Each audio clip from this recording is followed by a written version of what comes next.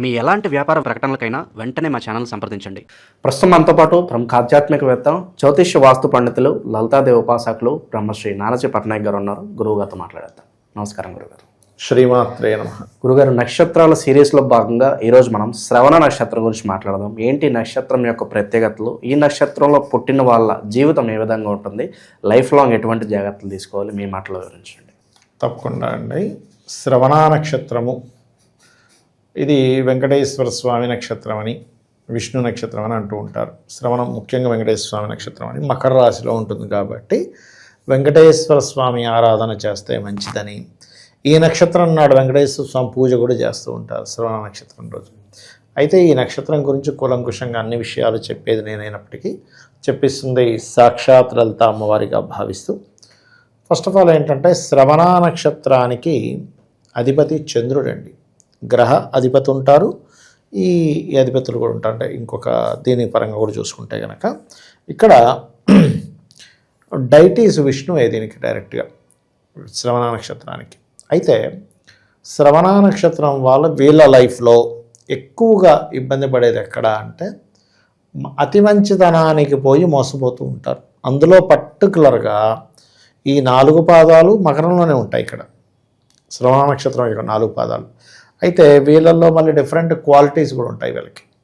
శ్రవణ పూర్తిగా జాబ్ కోసం ఎవరికో డబ్బులు ఇచ్చి మోసపోవడము, కెరీర్ విషయంలో ఎక్కువ ప్రదేశాలు తిరగడము, ఉన్న ప్రదేశం కాకుండా రకరకాల ప్రదేశాలు మారుతూ ఉండడం. ఒక రకంగా చెప్పాలంటే ఎంత మారుతూ ఉంటే అంత బాగుంటుంది వీళ్ళ లైఫ్ చెప్పాలంటే. కాకపోతే అతి మంచితనం వల్ల, లేకపోతే కొంచెం మోసపోతున్నామని తెలిసి కూడా ఒక వ్యక్తికి పనిచేసి పెట్టడము, ఇవి ఎక్కువగా జరుగుతూ ఉంటాయి.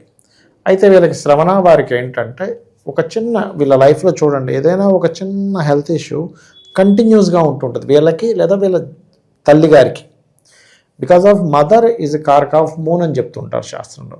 ఇది ఎప్పుడైతే శ్రవణ నక్షత్రం అయ్యి శని రాశుల్లో ఉందో ఆర్థరైటిస్ రావడం తల్లిగారికి, వీళ్ళకి కూడా ఎప్పుడూ ఏదో ఒక దిగులు మనసులో ఉండిపోతుందండి. అంటే వీళ్ళని కనుక మీరు బయటికి మాత్రం అద్భుతంగా నవ్వుతున్నట్టు కనిపిస్తున్నప్పటికీ వీళ్ళని కనుక మనం అడిగామనుకోండి, ఏంటి ఏదైనా లోపల ఏదైనా ఇబ్బంది ఉందా అంటే లోపల ఒకటి దాగి ఉంటుంది ఎప్పుడు కూడా. అది అలాగ లోపల ఉండిపోయి దిగులు ఉంది అంటారు. సరే, ఈ దిగులు ఎప్పుడు మెయింటైన్ అది లోపల మోస్తూ ఉంటారు వీళ్ళు శ్రవణ నక్షత్రం వారు. అయితే ఇందులో 4 పాదాల్లో మొదటో పాదం కనుక చూసుకుంటే, మొదటి పాదం విషయం కనుక చూసుకుంటే, వీళ్ళు ఎక్కడికైనా ఒక ప్రదేశానికి వెళ్ళినప్పుడు అక్కడ కేవలం అక్కడ ఉండేటువంటి పరిసరాలని గుర్తుపట్టి ఇక్కడ ఏం జరిగింది, ఇక్కడ సిచ్యువేషన్స్ ఇలా ఉన్నాయి అని చెప్పి వీళ్ళు చెప్పగలిగే టాలెంట్ వీళ్ళ సొంతం. ఇక రెండవ పాదం వారికి చూసుకుంటే ఫుడ్ని ఒక్కసారి చూస్తే వీళ్ళు నేర్చేసుకోగలరు.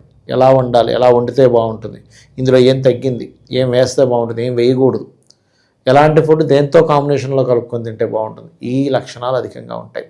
కొంచెం ఎమోషన్గా అటాచ్ అయ్యి ఉంటారు ఫ్యామిలీతో కూడా. ఇక మూడో పాదం వారు కనుక చూసుకుంటే హౌ టు కమ్యూనికేట్, ఇది ఒక పెద్ద ఆర్ట్. హౌ టు కమ్యూనికేట్ అనేది ఒక వ్యక్తి వచ్చినప్పుడు మనకి ఈ ఆర్ట్ గురించి రామాయణంలో ఉంటుంది. సుగ్రీవుడు వాలి యొక్క దీన్ని తట్టుకోలేక కొండ మీదకి ఎక్కి కూర్చుంటే అక్కడ మాత్రం రాలేడు వాలి, ఎందుకంటే అక్కడికి వస్తే వాడు 1000 ఒక్కలైపోద్దని ఆ ఋషి ఇచ్చిన శాపం వల్ల.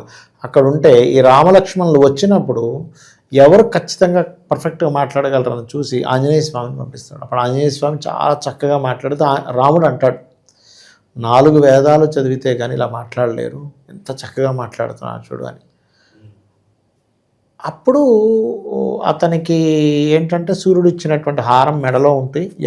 నా గురువు అంటే సూర్యుడికి ఒక ఆంజనేయ స్వామికి సూర్యభగవానుడు గురువు.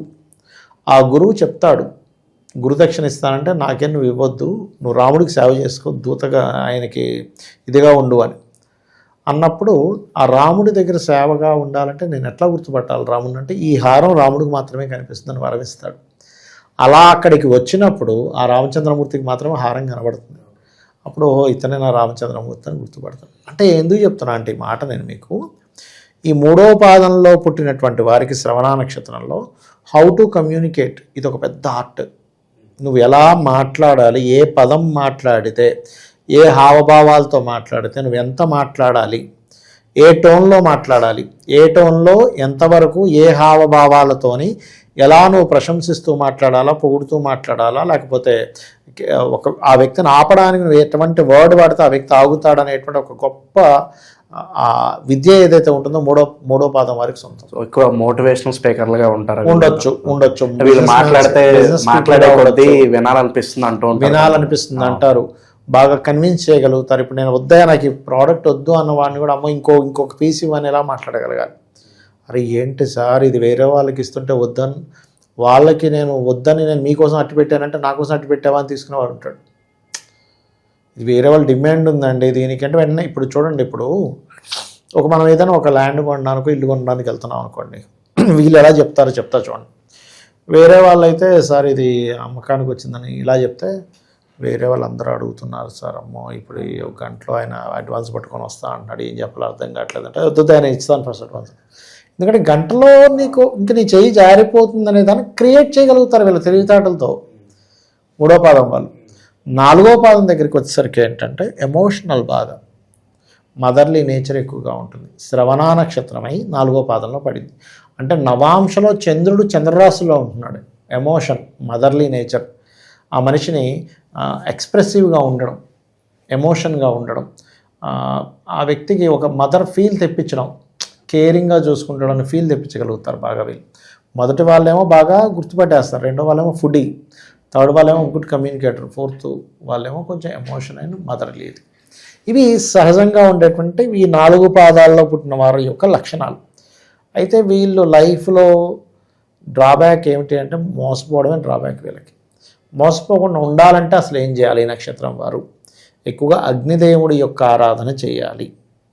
ఇక రెండవ విషయం ఏంటంటే ఎక్కువగా వీళ్ళు అగ్నిదేవారాధన, మరలా శివుడికి కుంకుమ కలిపినటువంటి నీటితో అభిషేకం చేయడం, లేదా మన పసుపు లేదా గంధం కలిపిన నీటితో అభిషేకం చేస్తే, బిల్వపత్రం పెట్టి, ఈ మోసపోవడం అనేటువంటి విషయం ముందుగానే వీళ్ళకి గ్రహించగలిగి వీళ్ళు మోసపోవడం అనేటువంటిది ఆగుతుంది.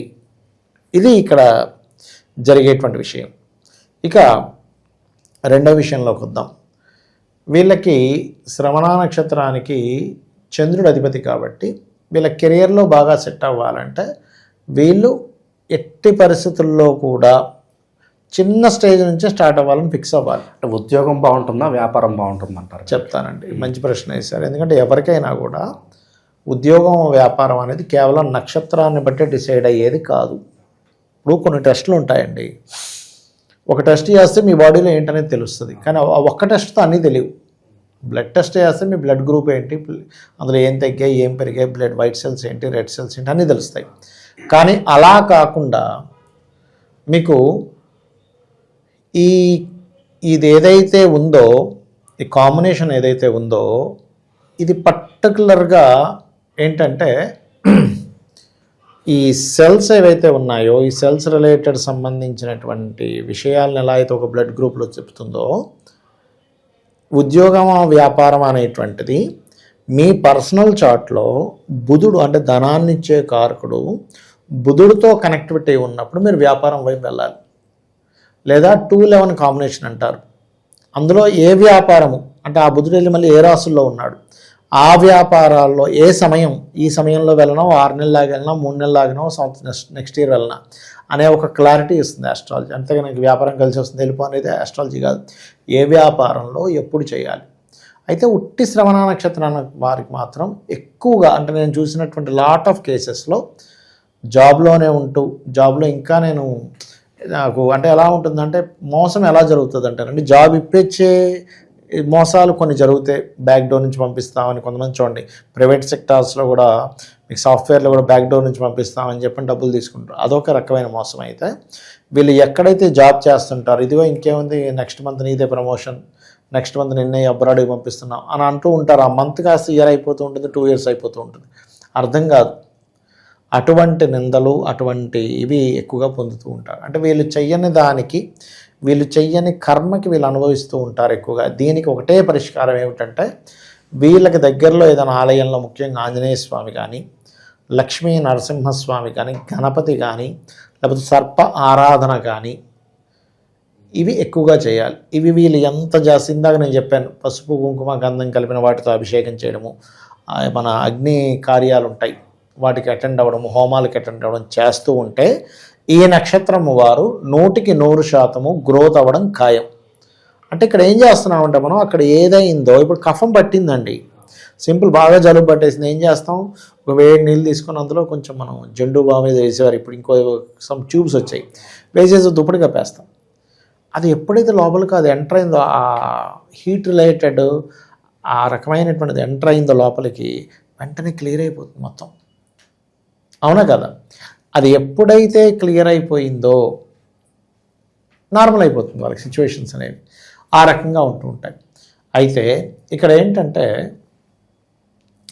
ఈ కాంబినేషన్ క్లియర్ అవ్వడానికి అది పర్టికులర్గా మార్గము. ఇంకోటి ఏంటంటేనండి, వీళ్ళు ఏ మాట మాట్లాడాలన్నా శ్రవణ నక్షత్రం వారు ఎట్లా ఉంటుందంటే కొంచెం అమాయకంగా, అంటే ఈ మాట మాట్లాడడం వల్ల ఏదైనా ఇబ్బంది వస్తుందా అని అనుకునేటువంటి విధంగా ఈ రకంగా ఉంటుంటాయి కొన్ని విషయాలు చెప్పాలంటే. అంటే ఎలా అంటేనండి, ఇక్కడ పర్టికులర్గా వీళ్ళు ఏదైనా ఒక మాట మాట్లాడేటప్పుడు ఆ మాటల్లో మనకి అమాయకత్వం ఎక్కువగా కనిపిస్తూ ఉంటుంది. ఫ్రాంక్గా చెప్పేస్తున్నాడు, ఉన్నట్టు మాట్లాడేస్తున్నాడు, అంటే అమాయకంగా మాట్లాడడం, ర్యాష్గా మాట్లాడటం కాదు, అలా ఉంటుంది. అలాగే వీళ్ళ సిబ్లింగ్స్తో కానీ వీళ్ళతో కూడా ఏంటంటే కొంచెం మంచి గైడింగ్ నేచర్ ఉండే సిబ్లింగ్స్ ఉండడం, కొంచెం వీళ్ళ సిబ్లింగ్స్ వల్ల కొంత గైడింగ్ దొరకడం కూడా ఉంటుంది చెప్పాలంటే వీరికి. అండ్ వీళ్ళు పర్టికులర్గా ఏంటంటే మోసపూరితం అనేటువంటిది ఎక్కువగా ఉంది కాబట్టి ఈ నక్షత్రానికి వీళ్ళు ఏదైనా ఒక ప్రాపర్టీ తీసుకునేటప్పుడు కూడా ఏదైనా ఆల్రెడీ కబ్జాలో ఉన్నటువంటి దాంట్లో ఏమైనా తీసుకుంటున్నారా, లేనట్లయితే ఏమవుతుందంటే శ్రవణ నక్షత్రం వారికి పర్టికులర్గా ఏదైనా ఒక ప్రాపర్టీ తీసుకున్నప్పుడు అక్కడ వాటర్ ఎలా పడుతుంది అనేది కూడా చూసుకోవాలి. వాటర్ వల్ల వచ్చేటువంటి ఇబ్బందులు ఎక్కువ పెరుగుతూ ఉంటాయి, గుర్తుపెట్టుకోండి. అండ్ వీళ్ళకి ఏదైనా హెల్త్ ఇష్యూస్ వస్తాయి కూడా, కఫ సంబంధించినవి, బ్రీతింగ్ రిలేటెడ్ ఇష్యూస్, వాత సంబంధించినవి, అంటే మోకాలు పట్టేయడం, జాయింట్స్ దగ్గర పెయిన్స్ రావడం, ఇది వీరికి వీళ్ళ మదర్కి ఇద్దరిలో ఒకరికైనా ఇద్దరికి కూడా ఉంటుందండి ఇది. అందుకని వీళ్ళల్లో ఆ కఫ సంబంధించిన, వాత సంబంధించిన పెరగకుండా చూసుకోవాలి. ఇప్పుడంటే మనకి ఆస్ట్రాలజీ వేరు, మన జ్యోతిష్యం వేరైంది, కానీ ఒకప్పుడు వైద్య జ్యోతిష్యం అని ఉండేది. అంటే వాళ్ళ నక్షత్రాన్ని బట్టి, వాళ్ళ లగ్నాన్ని బట్టి, వాళ్ళ ఆరో స్థానంలో ఉండే గ్రహాలను బట్టి వాతపిత కఫల్లో, అదేవిధంగా అగ్నితత్వము, జలతత్వము, వాయుతత్వము, భూతత్వం అట్లా ఉంటాయి. వీటిల్లో ఏది ఎక్కువగా అగ్రెసివ్గా ప్లానెట్స్ చేత ప్రభావితం అయిందో చూసుకొని దానికి తగ్గట్టుగా ఆ యొక్క వ్యక్తిలో అది ఎక్కువగా పెరిగింది, అందుకే ఆ వ్యక్తికి పెరిగినటువంటి వాతపిత కఫల్లో ఇంబ్యాలెన్స్ అవడంలో ఇది వస్తుందని దానికి సంబంధించినటువంటి మూలికలు ఇచ్చేవారు. ఇప్పుడు అది చాలా మటుకు మనకు లుప్తం అయిపోయింది చెప్పాలంటే.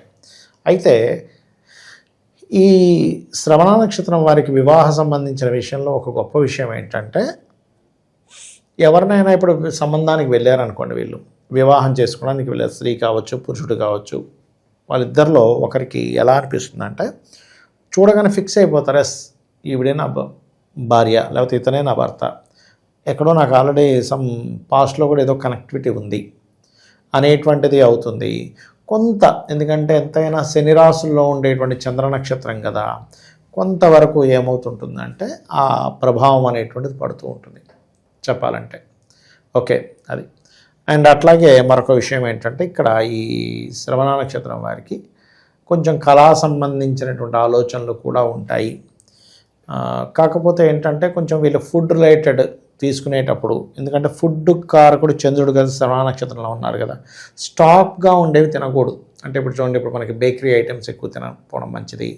అలాగే నిన్నటిది వాళ్ళు తింటూ ఉంటారు. ఇప్పుడు కొంతమంది కంటే తప్పదండి, ఇప్పుడు రైతులు ఉన్నారు, నిన్నటి తినడమే వాళ్ళకి బలం. పొద్దున్నే చక్కగా ముందు రోజు పెరుగులో నానబెట్టుకున్న అన్నాన్ని మనకి ఇవాళ రేపు చూపిస్తుంటారు డైట్స్లో కూడా, అది వేరు, డైట్ ఫాలో అయ్యే వ్యక్తి వేరు.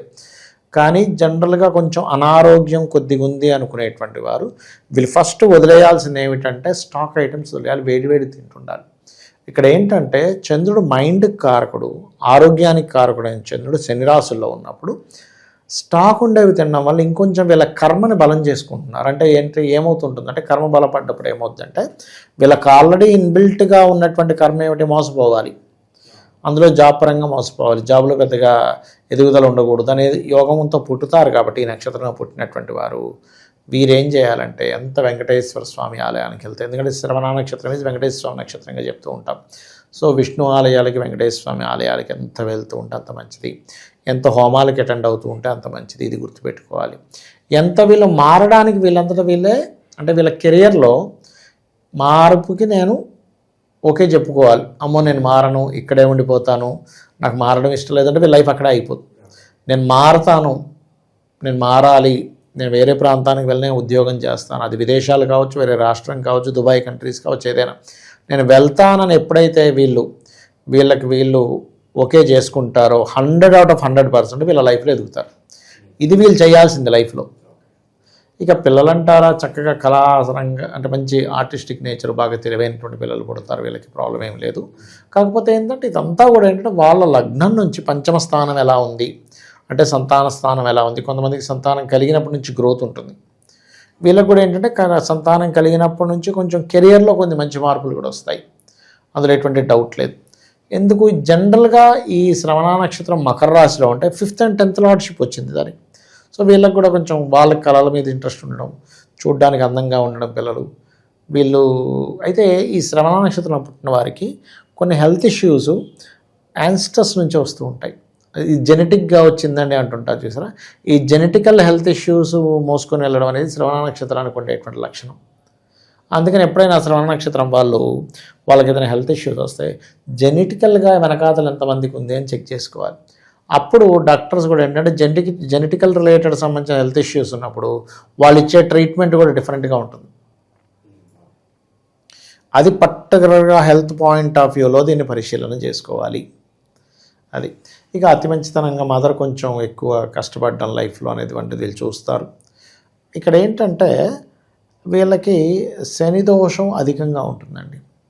చాలామంది ఏమంటారంటే నాది రాశి కదండి మంచిది అనుకుంటారు. ఎప్పుడు మంచిది? నీకు శని మీ జన్మజాతకంలో ధనాధిపతి కూడా మకర లగ్నంలో పుడితే అయితే ఆ ధనాధిపతి అయిన గురువు ఉచ్చస్థితిలోనో శుభగ్రహాలతో కలిస్తే మంచివాడు అవుతాడు.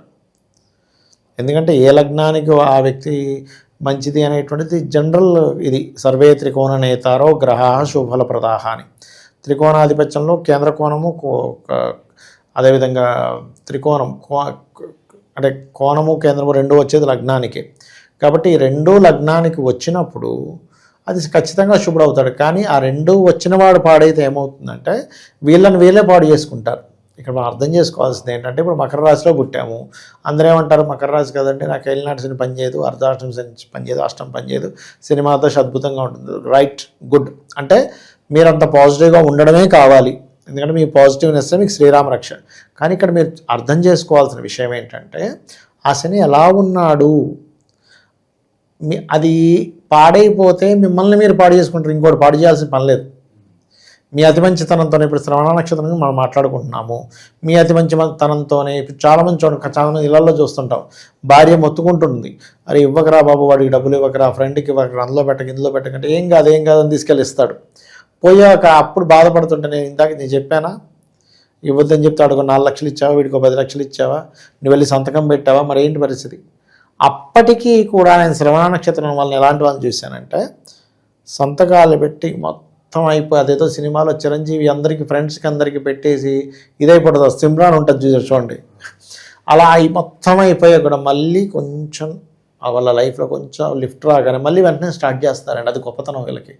అంటే మర్చిపోతారు అంతా కూడా, వాడంటే అలా ఉన్నాడు వీడెందుకు ఇలా ఉంటాడు అంటారు. మళ్ళీ మామూలే, మళ్ళీ కొంచెం 4 డబ్బులు వచ్చాయండి మళ్ళీ మామూలే. వీళ్ళకి ఎలా ఉంటుందంటేనండి మెయిన్గా జాతక చక్రంలో మెయిన్గా ఈ నక్షత్రం గలవారికి వీలైనంత మట్టుకు ఇంట్లో వాళ్ళు వీళ్ళని కట్టడి చేయాలి.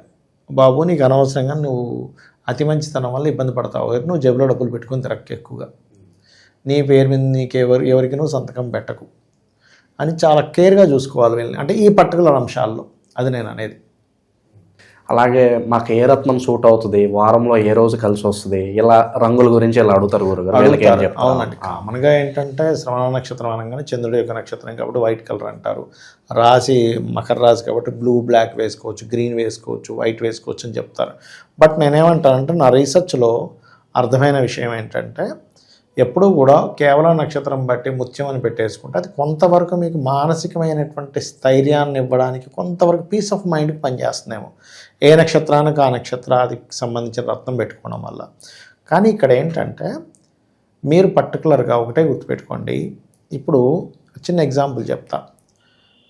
ఒకే ఇంట్లో ఒకే తల్లిదండ్రులకి నలుగురు పిల్లలు పుడుతుంది. నలుగురు ఒకలా ఉండరు, నలుగురు లక్షణాలు ఒకలాగా ఉండవు. ఒకరికి పడిన ఫుడ్ ఇంకొకరికి పడదు. మరి ఇదేంటంటే ఈ సేమ్ తల్లిదండ్రులు పుట్టారు ఎందుకు పడట్లేదు అంటే వాళ్ళ జెనెటికల్గా ఉండే ఇది కానీ వాళ్ళ లక్షణాలను డిఫరెంట్ అయిపోతాయి. అలాగే ఈ నక్షత్రంలో పుట్టినంత మాత్రాన మీరు వెంటనే ఓన్లీ చంద్రుడిది పెట్టేసుకుంటే నాకు అన్నీ కలిసి వస్తాయి అనేటువంటి మూఢత్వంలో ఉండకూడదు. పర్టికులర్గా మీరు ఏం కోరుకుంటున్నారు, ఆ కోరుకునే దాన్ని ఏ గ్రహం ఇస్తుంది, ఆ గ్రహం మీరు రత్నం పెట్టుకోవడం వల్ల ఇచ్చే యోగం ఉందా లేదా చెక్ చేసుకోవాలి. అదర్వైజ్ మీకు సెకండ్ లార్డ్ ఎవరు, మీకు ధనం కావాలి ఎవరికైనా కూడా, లేదా ఆరోగ్యం కావాలి, సెకండ్ లార్డ్ ఎవరు, ఆ అధిష్టాన దేవత యొక్క లాకెట్ వేసుకోవచ్చు. ఓవరాల్గా శ్రవణ నక్షత్రం గురించి, ఈ నక్షత్రంలో పుట్టిన వాళ్ళ జీవితం ఎలా ఉంటుంది, ఎటువంటి జాగ్రత్తలు తీసుకోవాలి, చాలా బాగా వివరించారు. ధన్యవాదాలు. శ్రీమాత్రే నమః.